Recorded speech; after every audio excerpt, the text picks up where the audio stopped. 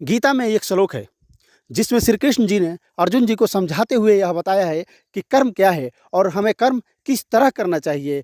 वह श्लोक है कि कर्मण्येवाधिकारस्तु मा फलेषु कदाचन मा कर्म फल हेतुर्भुर्मा ते संगोस्त्व कर्मणि। मैं के मोहन इस श्लोक को सरल शब्दों में आपके पास पहुंचाने का प्रयत्न करूंगा।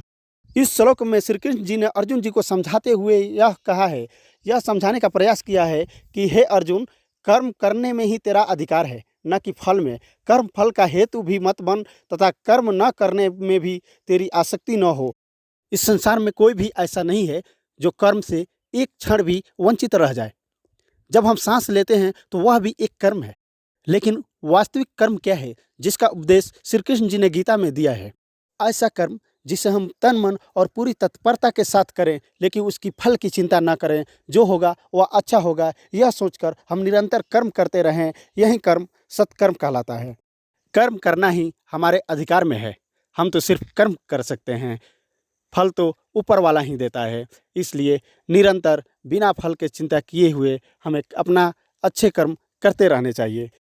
गीता में एक और श्लोक है जिसमें श्री कृष्ण जी ने अर्जुन जी को समझाते हुए यह कहा है कि कर्म करने वाला कभी खाली नहीं होता, उसे उसके कर्म का फल जरूर मिलता है। जो इंसान जिस भावना के साथ कर्म करता है उसे उसके हिसाब से ही फल मिलता है।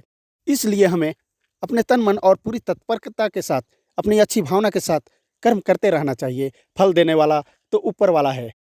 किसी ने तो बड़े कमाल की बात की है कि जो कोई ना जाने वह रब जानता है। राज को राज ना समझ, वो सब जानता है। और मांगना ही है तो मांग उस खुदा से जो जुबां पे आने से पहले दुआ की हर वजह जानता है।